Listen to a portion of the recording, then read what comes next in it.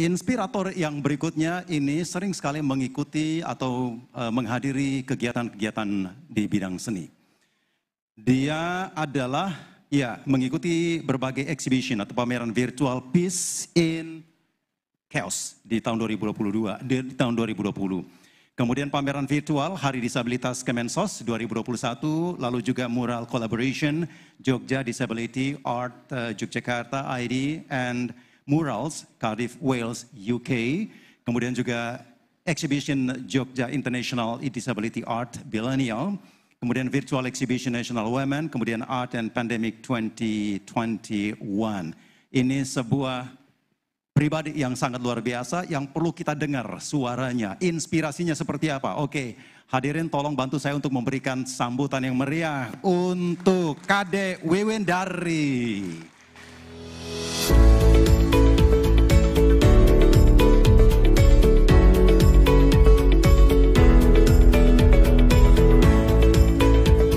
Tentu banyak inspirasi nanti yang kita dapatkan dari beliau. Karena begitu banyak kegiatan yang dilakukan. Oke. Mbak Kadek, sampun siap? Ya. Siap. Oke. Tepuk tangan dong sekali lagi. Oke, ini dia inspirator kita yang sangat luar biasa. Kita tinggal mendengarkan nanti, ini harus didengar karena nanti di akhir kita nanti ada kuis. Dan salah satu pertanyaan tadi nanti mungkin juga ada dari pembicara-pembicara kita yang hebat. Oke, silakan tepuk tangan sekali lagi yang meriah untuk Kadek Wiwindari. Terima kasih. Ya, selamat sore Bapak dan Ibu sekalian. Perkenalkan, saya Kadek Wiwindari, pelukis berkebutuhan khusus dari Singaraja, Bali. Hari ini saya akan berbagi cerita tentang kisah perjalanan hidup saya, perjalanan karir, serta bagaimana seni bisa mengubah kehidupan menjadi lebih indah dan seni bisa memberi manfaat bagi banyak orang. Cerita ini akan saya mulai pada tahun 1996. Saat itu saya baru berusia 6 tahun. Saat itu saya mengalami kelumpuhan karena kelainan genetik muskular distrofi. Begitu juga dengan saudara laki-laki saya, kondisinya sama dengan saya. Saat itu karena keterbatasan fisik, keterbatasan ekonomi, dan jarak tempuh sekolah yang cukup jauh, saya pun tidak bisa bersekolah. Dan akhirnya ibunda saya, Ibu Komang Warsiki, memutuskan untuk mengajari saya membaca dan menulis di rumah. Beliau adalah sosok ibu yang tangguh dan juga guru bagi anak-anaknya. Ayah saya, Ketut Punya, adalah seniman pemahat dari Gianyar. Beliau sosok ayah yang pekerja keras dan juga sangat mencintai anak-anaknya dengan kondisi yang istimewa. Pada tahun 2001, ayah dan ibu memutuskan untuk pindah ke Singaraja, kampung halaman ibu. Mereka berharap bisa menjalani kehidupan yang lebih baik di sana. Namun ternyata kehidupan kami menjadi bertambah sulit. Karena ayah saya harus menghidupi keluarga dengan 3 orang anak berkebutuhan khusus. Saat itu rumah saya dindingnya hanya terbuat dari anyaman bambu, lantainya terbuat dari tanah, dan selama beberapa tahun kami tidak memiliki listrik. Setelah bekerja keras, akhirnya ayah bisa memperbaiki keadaan. Namun di tahun 2014, ayah saya meninggal dunia karena penyakit kanker hati. Saat itu kondisi keuangan benar-benar menjadi semakin sulit dan kami merasa benar-benar tidak berdaya.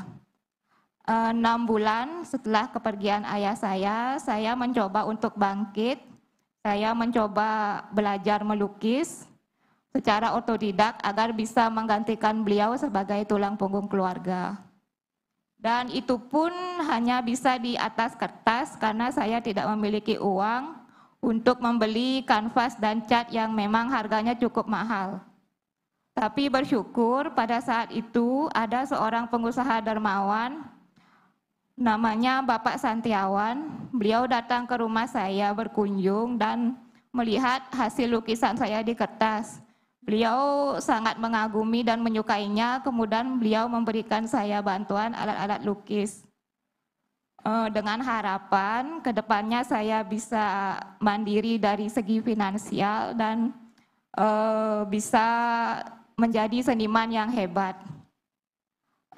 Dulu saya suka melukis dengan tema kehidupan, adat, tradisi, dan budaya. Setelah lukisan saya selesai, kakak saya mulai mempostingnya di sosial media. Dan itu pun dengan HP pemberian dari orang lain karena pada saat itu saya belum bisa membeli HP. Jadi setelah diposting ternyata ada begitu banyak orang yang berminat dengan lukisan saya, baik dari dalam negeri maupun mancanegara. Kemudian para wartawan juga mulai banyak menulis artikel tentang saya, begitu juga saya mendapat banyak undangan dari stasiun TV swasta untuk mengisi acara. Sejak saat itu, kondisi ekonomi keluarga mulai membaik dan karir saya juga berjalan semakin baik.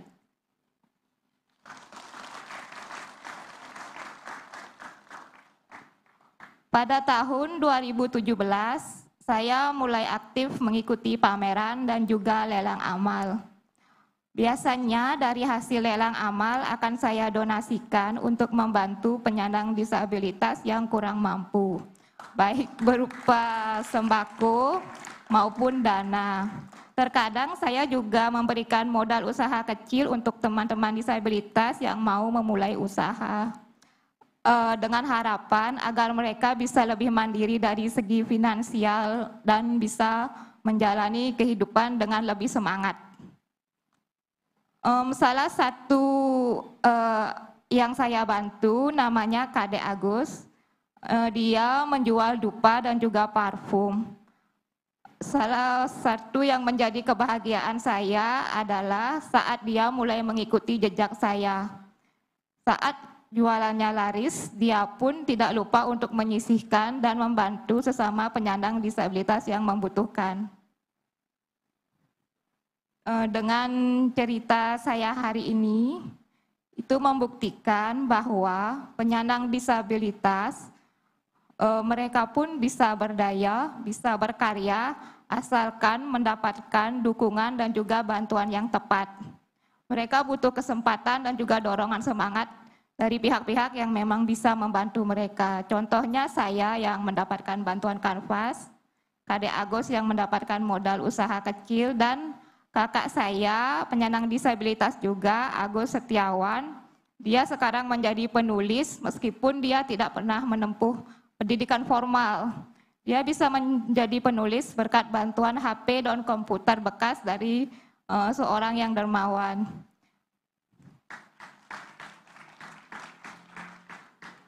Dan tidak lupa 10% dari hasil penjualan bukunya selalu rutin dia sumbangkan untuk membantu penyandang disabilitas yang kurang mampu. Saya yakin di luar sana masih banyak penyandang disabilitas yang memiliki bakat dan potensi untuk bisa berdaya dan berkarya. Karena itu mereka butuh dukungan dari pihak-pihak yang memang bisa membantu mereka agar mereka bisa berdaya. Resoksek dengan data-data yang akurat pastinya bisa memudahkan pemerintah dan pihak-pihak terkait agar bisa mengetahui lebih banyak penyandang disabilitas dan apa yang mereka butuhkan agar mereka bisa mendapatkan bantuan yang tepat ke depannya. Bisa didata dan dibuatkan program untuk pendampingan serta pemberdayaan. Harapan saya, semoga dengan pendataan dari Reksosek, para penyandang disabilitas, datanya bisa terdata dengan lebih detail, dengan lebih akurat, dan mereka bisa mendapatkan apa yang benar-benar mereka butuhkan. Mereka bisa berdaya dan sukses serta memberi manfaat di kemudian hari dan bisa membanggakan Indonesia. Sekian dari saya, terima kasih.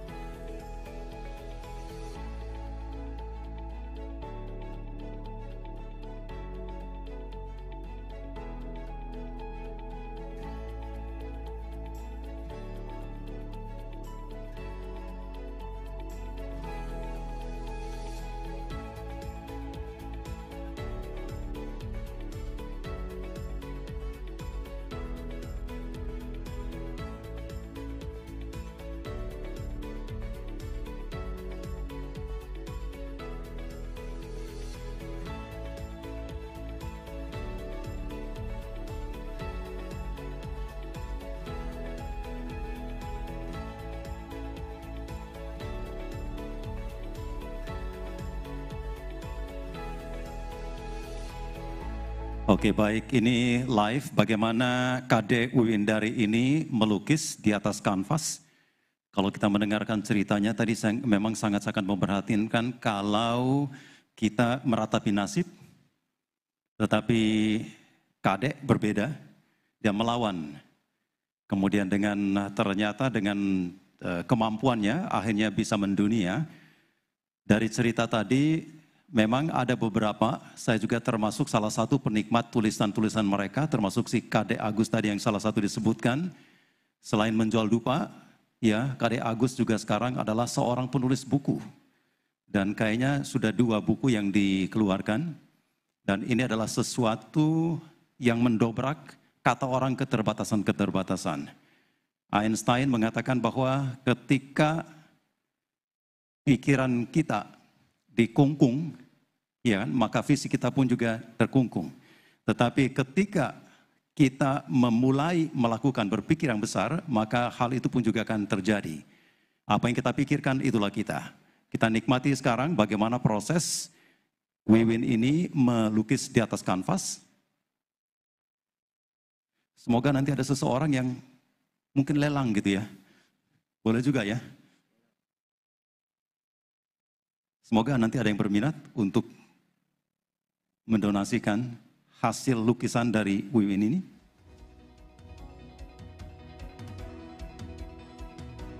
Ini tentu dari cerita-ceritanya tadi bahwa ya 10% dari apa hasil karya mereka ini ternyata bukan untuk mereka sendiri semuanya, tapi juga didedikasikan kepada teman-teman mereka yang senasib dan sepenanggungan.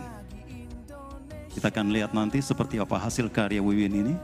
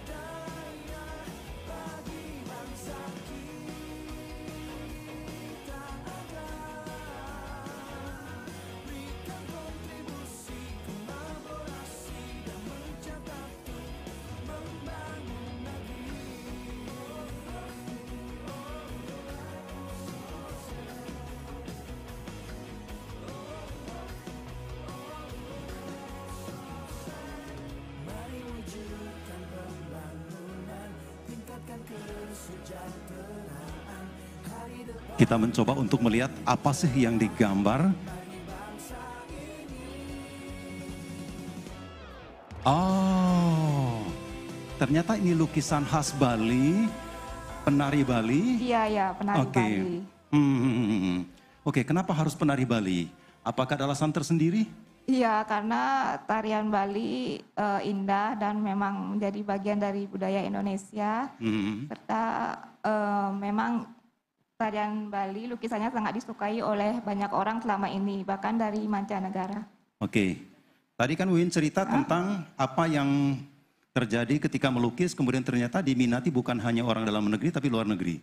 Lukisan seperti apa? Apakah lukisan model seperti ini yang paling diminati oleh orang-orang luar negeri? Iya, jadi lukisan yang diminati oleh orang-orang mancanegara adalah tentang tari Bali, kehidupan Bali, semisalnya tentang ritual upacara sembahyang di Bali atau pasar tradisional seperti itu.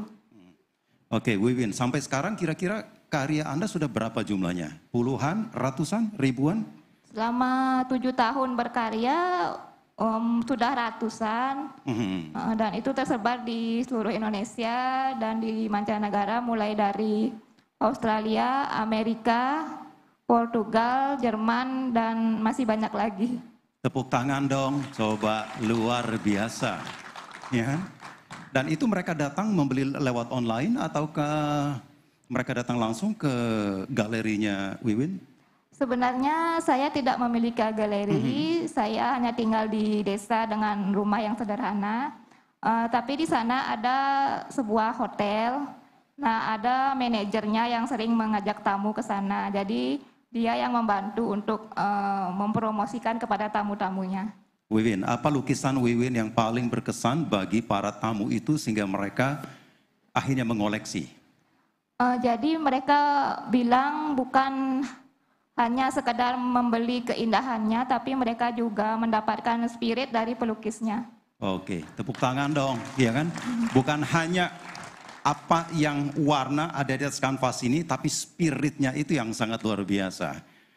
Oke, membuat lukisan seperti ini, itu kira-kira membutuhkan waktu berapa lama?